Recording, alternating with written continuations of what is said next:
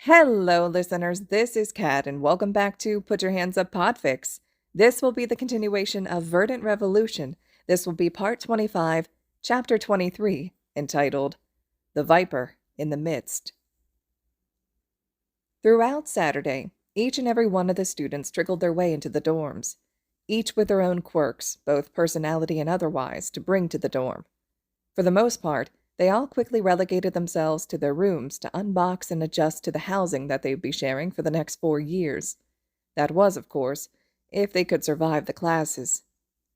Izuku had smiled as each trailed into the dorm with their belongings, and had made sure to pay special attention to several. While each of the students currently knew him by the bogus name Iwazaki Hiroki, and oh boy, Aizawa's reaction to his body shifting in front of him had been golden. Izuku had been very careful to lay inconsistencies in the ones he introduced himself to. This was a test of their perception skills, not a fake identity that he needed to integrate with for a long time. One moment, the boy was nervous, stuttering, scared of his own shadow. The next, he was the kind gentleman that made chests pound and hearts yearn. He'd been trained as a ghost, and that training came in handy here. Himiko and Kyoka had recognized him for a fake very rapidly, and that pleased him as much as it would Aizawa. Izuku got to see his training pay off, and Aizawa got to have at least 2 students that paid attention to details. All the same, though, they wouldn't give up the game after he gestured for them to keep it quiet. Izuku stood at one of the many mirrors in the men's showers, the blue bronze sun having barely crested the horizon, and smiled at the reflection in the mirror. Silver eyes and hair stared back from a face not of his own, and he knew he had 1 day before classes began and the ruse was revealed. It was going to be a fun day. Unsurprising for Izuku, the first one to filter into the common area for the day was Shinso.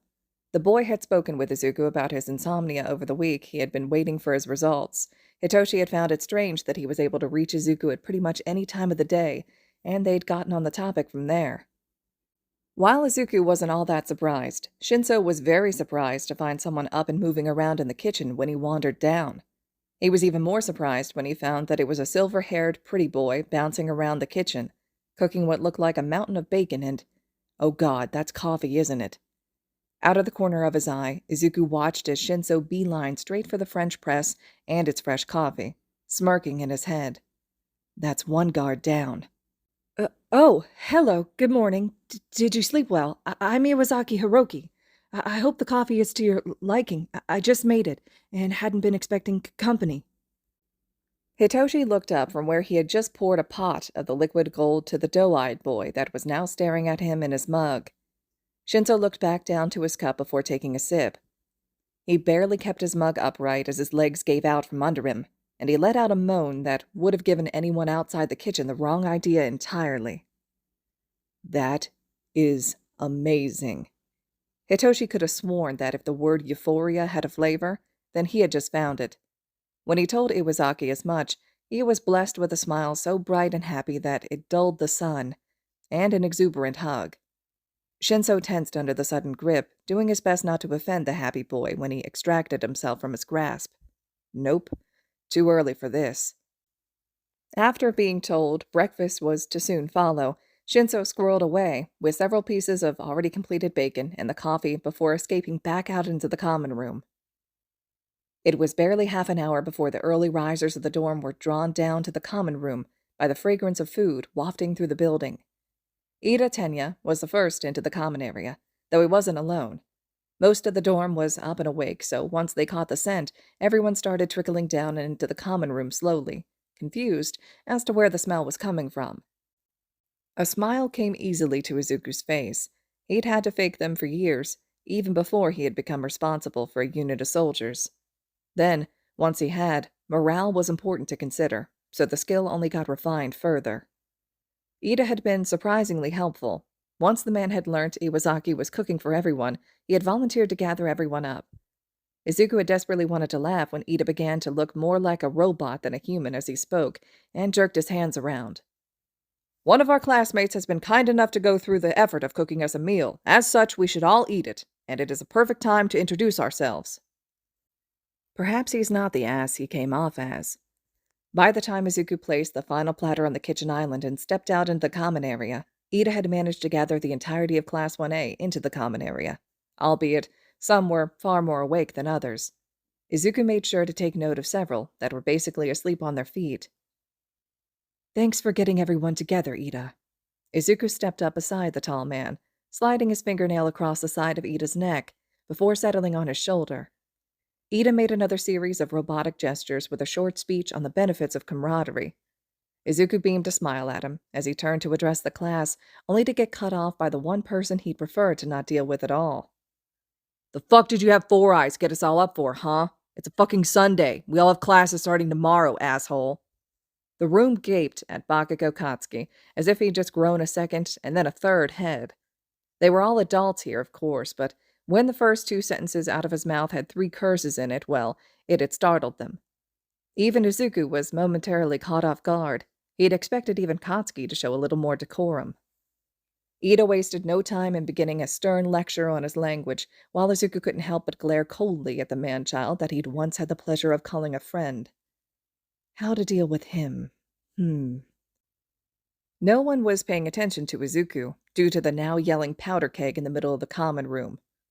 He let a cold, sharp smile ghost over his lips because he knew exactly what he could do here to throw up red flags. If none of them act on this, they are probably doomed in this test.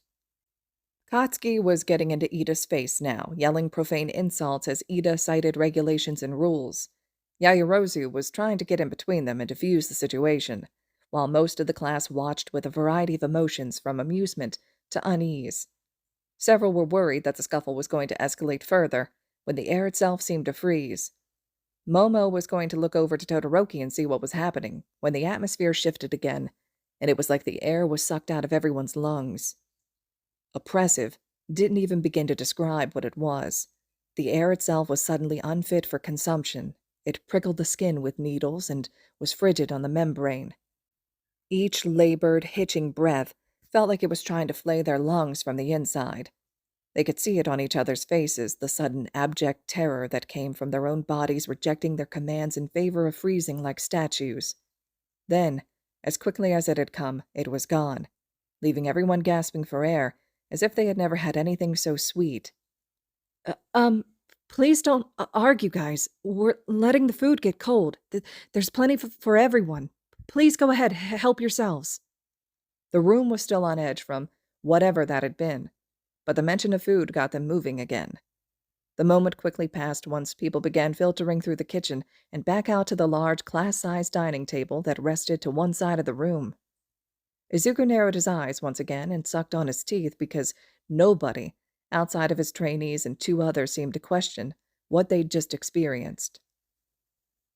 It wasn't long before breakfast was winding down. Initially, there had been some talking between people seated next to one another, and occasionally, someone sitting across would break in with a comment or two. But that quickly died once the class started to taste the food in front of them. Izuku had prepared something of a continental breakfast that morning, as he didn't know all of their preferences. Izuku was a little concerned when Kaminari started crying, but the compliments he was paying Iwazaki between bites made Izuku decide that it wasn't a bad thing.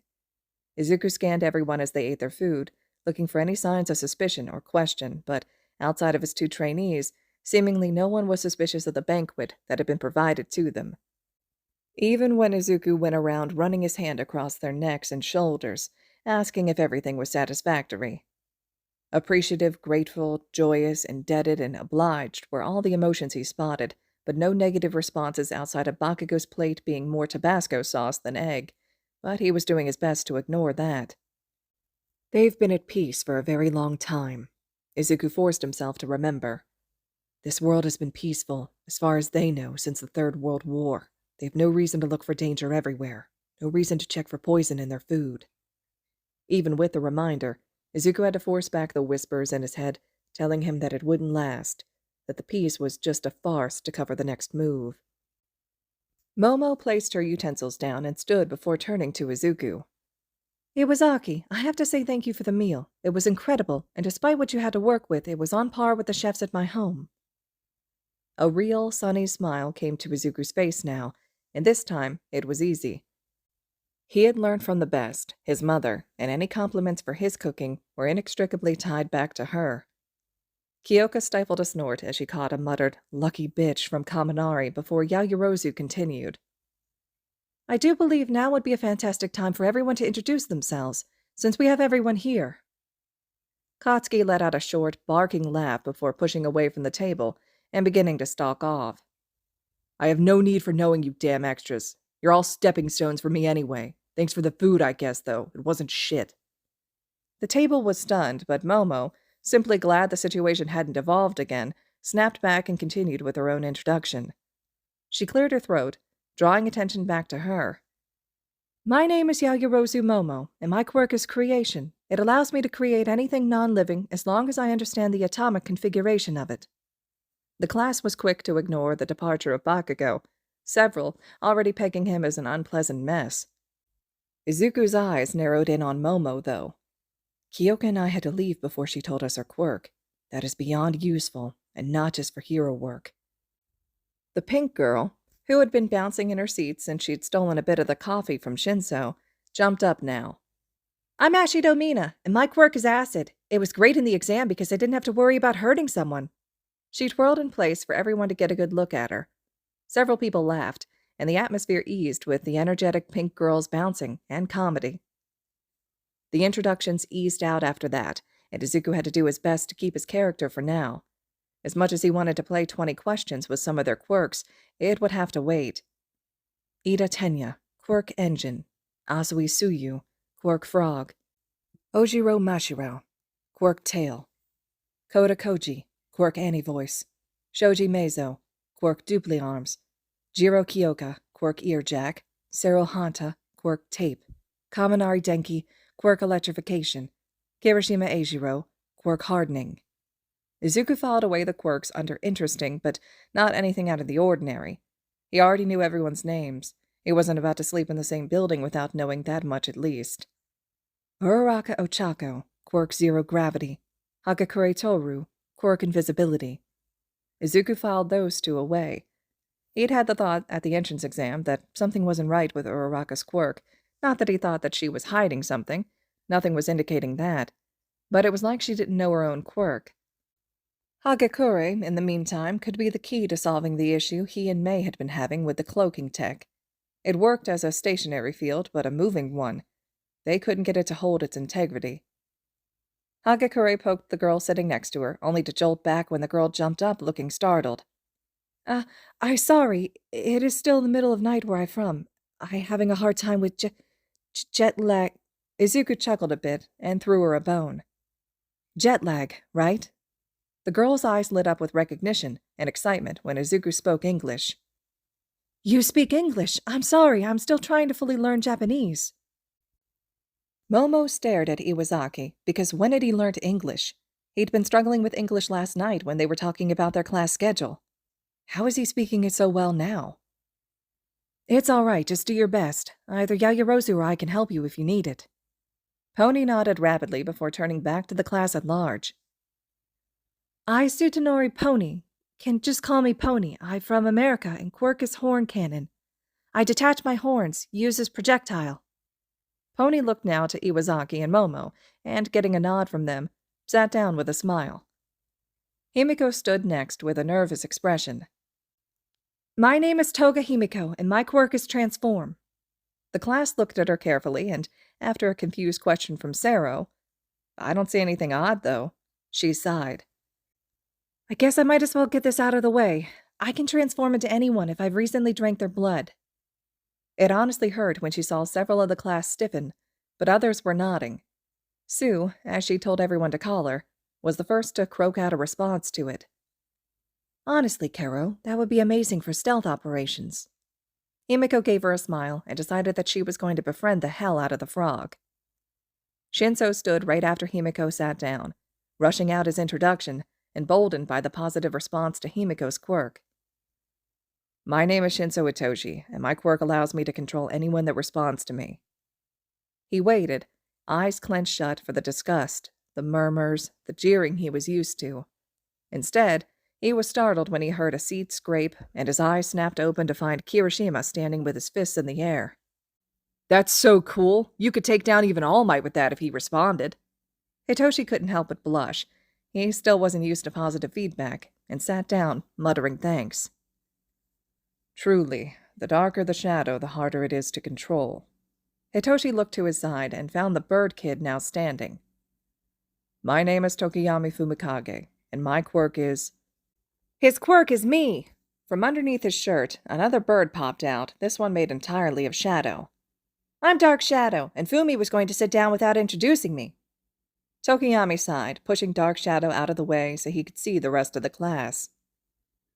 Yes, this beast of the darkness is my eternal companion.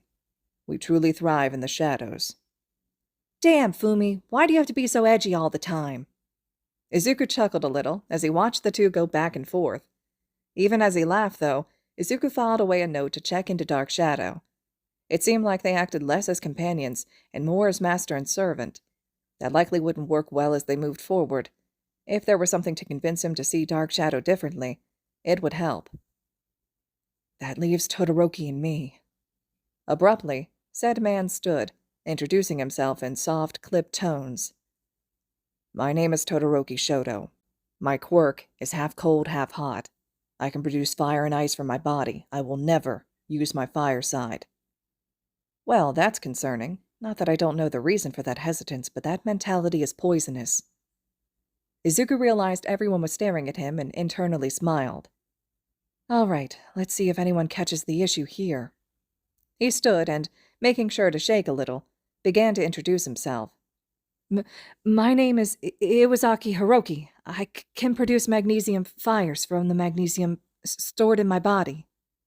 Izuku flicked his wrists, letting some of the magnesium powder he'd been clutching poof up into the air, and set off a light electrical discharge from his hands. Once again, Izuku was left sucking on his teeth when everyone simply accepted that at face value. The sparks in the air had distracted them from what he'd done, and Izuku hid his hands in his lap. His fried nerve endings screamed as charred skin from the electrical current regenerated. Momo had been staring at him like he was strange for a while, but had been doing so since he spoke English, so he doubted that she'd caught what he'd just done. Who are you? Izuku turned to where he had heard the voice and couldn't keep the smile off his face. Todoroki Shoto stood glaring at him. What do you mean, Todoroki? I already introduced myself earlier. Shoto narrowed his eyes at him and got closer. I know what bloodlust feels like. I know a lie when I hear one, when I see one. You can either answer, or I take it to the faculty. Who are you? Midoriya couldn't help the cold smile that came to his face now. His eyes glared back into Todoroki's. Congratulations, Todoroki, you pass. Though next time you suspect something like this...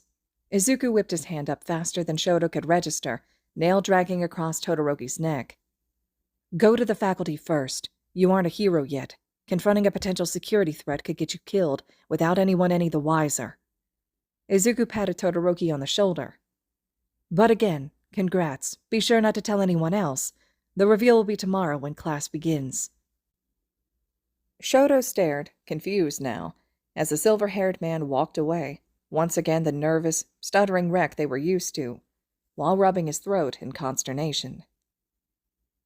The next morning, when Pony's alarm went off, she groaned and wanted to curl up into a little ball. Why didn't I come to Japan earlier and avoid this issue? Groaning, she dragged herself from her bed and began to get ready, pulling her uniform from its hanger and turning to her mirror. The first thing she noticed was the sweet scent of dark roast coffee. The second thing she noticed was the fresh cup of it sitting on the shelf next to her mirror, with a little note. Pony, I figured you might need a wake-up call this morning, all things considered, so drink this. You should be good for the rest of the day. Iwasaki Hiroki. Pony smiled as she read the note, though she was confused as to when he had come in and placed the coffee there. It hadn't been there when she woke up. She took a sip and immediately had to fight back the gag as her spine ramrodded itself straight. Holy, that's strong. Wow, I'm awake now. That's some good shit. One by one, Izuku watched as the students of Class 1A trickled into the classroom. He'd left that morning early so that he could report to Aizawa regarding his class's inattention to detail. Pony's coffee that morning was only the tip of the iceberg. He'd spent several hours the previous day simply testing their individual awareness. He'd moved things around on Yaoyorozu without her ever noticing his presence, Bakugo had nearly exploded when his curtains kept getting folded and placed on his bed, with him in the room. And Mina, Kaminari, and Sero had somehow managed to not notice that he cheated in their board game 6 ways from Sunday, some of which he didn't even bother trying to hide. Everyone had found their seats in the classroom and immediately began speaking with each other. Izuku had the unfortunate displeasure of being seated directly behind the ticking time bomb that was Bakugo. Luckily, while Katsuki was a bully and a jackass, he was a massive quirkist, so he hadn't begun tormenting anyone as of yet. As far as he knew, Iwasaki Hiroki had a quirk. Ida spotted him shortly after yelling at Bakugo about his legs being up on the desk. "Iwasaki, I believed you were better than this. We are students of this fine establishment. As such, we must act like it. Where's your proper uniform?" Izuku glanced down and back at Ida. The thought of dropping the act now and telling him to pull the rod out of his ass occurred, but that would ruin Aizawa's surprise. What Midoriya was wearing was the proper uniform provided to him by the president for his class. Its pants and suit jacket were pitch black with gold detailing. Where one would expect the tassels for the hero course, you could instead find a bright silver UA resting atop a golden star. But this is the proper uniform, Ida. This is the one that I was provided by the faculty." "Then I am very sorry." Ida bowed to Midoriya, and over his left shoulder, he could see the yellow caterpillar that was Aizawa inching his way across the ground towards his podium. He could also see that, outside of himself, only Yaoyorozu and Todoroki had noticed it. Oh, hell. "If you're all here to socialize rather than learn, get out and don't come back." The class whipped their heads around to find the rather terse and very annoyed voice at the front of the room. 11 seconds to quiet down. Almost all of you are already disappointing me. That needs to stop. My name is Aizawa Shota, and I'll be your homeroom professor while you're here at UA. Kaminari was the first to speak up after that, indignation thick in his voice. "Sir, it's the first day, and we didn't even know you were there. How could we have disappointed you already?" Several of the students nodded, seemingly agreeing with the sentiment. "Who said that it's your first day?" "You've been a part of a test since you arrived, and so far, you're all lacking. Midoriya, go ahead." Momo couldn't help but whip her head around. Midoriya? Where is he? Iwasaki stood and spoke now with a voice that made a vast majority of the class stiffen in their seats. His voice was deeper now, richer, more confident than they had heard from him before. "Oh, I'll gladly do so, sir." He stepped towards the front of the room, and it was as if their entire perception of him shifted. He carried himself with absolute certainty now, and as he ran his hand through his hair, the silver shifted and darkened, returning to a verdant green, while the hair itself elongated. Izuku turned, pulling his hair back into the ponytail he was used to having. The class watched as the silver in his eyes melted like spring snow and fell into a deep viridian that glowed with a shift. "Allow me to reintroduce myself. I apologize for deceiving you all, but it was a necessary test. My name is Midoriya Izuku, and I'm quirkless." He gave a small bow with a blankly courteous smile. Bakugo practically exploded in his seat, snarling. I should also note. The lights clicked, and the room was bathed in the purple-violet light Yaoyorozu recognized as ultraviolet. They all had crimson marks and streaks across their skin. She could feel the blood leach from her skin growing cold and clammy as she realized that each of them ran over vital locations, across throats, nicking jugulars, across eyes, and across their spines. You are all currently failing. All right, listeners, this concludes Chapter 23 of Verdant Revolution. Chapter 24 will be up next. Drop those comments below. I'm desperate to hear what you all thought of this one. And a virtual high five to those of you who guessed that it was going to be Izuku. I saw comments on the last video where people guessed it, but I didn't want to reveal anything for sure. So those of you who figured it out, nice job. And I hope that it was a shock still for some of you. I thought it was really cool how the author wrote this one up with the Aizawa and Izuku pair up to try to challenge and test the class. So let me know what you all thought. And as always, thank you all so much for listening.